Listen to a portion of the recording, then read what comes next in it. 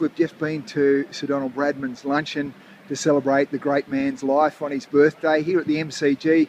With me is Ian Redpath, a great mate, a colleague from Victorian Australian Times, a roommate, and I think, Red, you might have scored 3 centuries with my bat against the West Indies. Is that fair comment? I think I did have to borrow it, Tang, and have you got it back? No. Well, I think we're in a period of transition, and personally I thought this series was quite fascinating because, and I think that's the beauty of a lot of these England and Australian sides. New faces come into the arena, and it's fascinating to see the development of some, and others probably stagnate a bit. But I thought this summer was. I would rather, to be quite honest, I would rather have watched that series than the ball flying over the fence into the pickets every second shot and fellas on the side making 600 on flat decks. And I think Test cricket was shown up to be what it really is, this series, and I think that there's 2 or 3 fellas that came on very well, and despite the doom and gloom, I thought that some of the periods that we collapsed, the bowling was excellent. There's a bit in the wicket. I thought Swan would have been licking the chops when he had the bowl around the wicket in the first couple of tests into those foot marks to the left-handers. Yes. It may have been a different story if you'd had another right-hander in the middle order, and in those tests there weren't many runs in it. So it was, in a lot of ways, it was a lot closer than the result and the finish. Rogers was fantastic. It was a real advertisement for probably the older type of Test batsmanship. He got behind the ball, knew where his off stump was, let the ball go, nudged the ball around, batted through difficult periods rather than trying to slog his way out of it. Great 100, wasn't it? That was a terrific effort right through the series. A bowler batting against a top couple of bowlers. Harris was terrific. Smith, I thought what do you think of Smith? He came on a lot from the last time he played. He's aggressive. He's used his feet well, which I thought was a bit of a problem with us. I thought the strength of Australian batting, one of the strengths was their use of their feet against spin bowling. And the 2 blokes that used their feet on the tour were the captain and Smith. And neither of them had as much trouble with the spin bowling as the others. So I thought that was something that Australian cricket coaching philosophy should reflect on. We're a bit stiff with injuries, but I think that a lot of blokes hadn't played there before, and they will benefit enormously because they were thrown in the deep end of a very, very good, experienced team, and conditions were probably suited the opposition. So they'll learn and improve, but we probably need another batsman coming up in the middle order.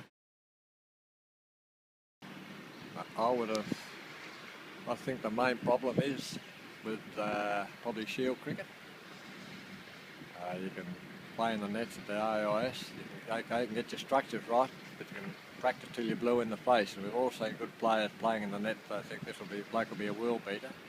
Other blokes, not so much, but suddenly if they put in the same arena, one bloke will grow a leg and play accordingly. And so I think, to be quite brutal, I think that the Shield cricket has turned into a secondary competition for journeymen.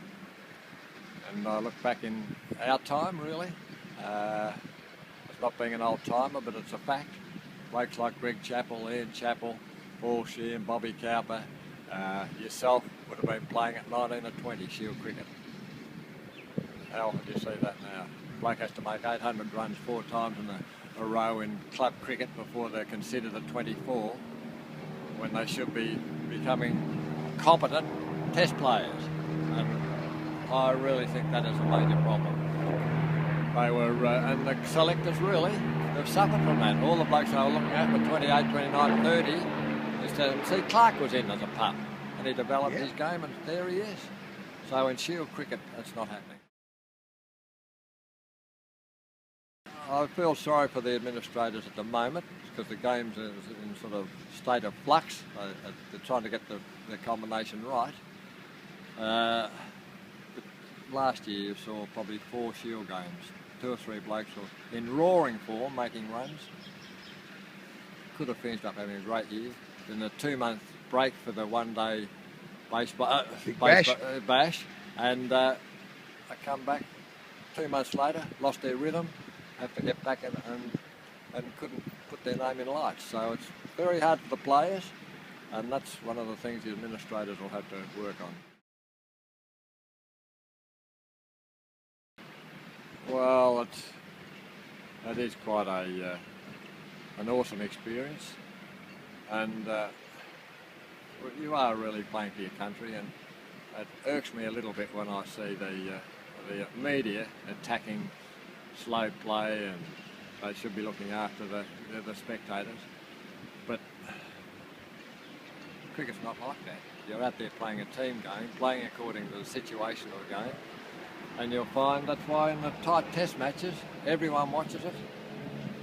They watch it on telly, they'll go to the games.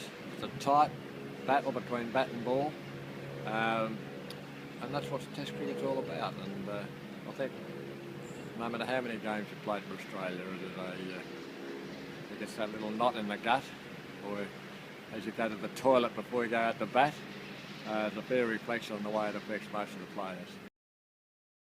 Red, great to catch up. Great that you're looking so good, mate, and looking absolutely resplendent with the whiskers, mate. There's no doubt you're going to get not sunburned at all these days, mate. I've suddenly become a thinking cricketer, Max. Yeah, you've been a great mate and a great colleague and a great player, Red. Yeah, Thanks, mate. Fun.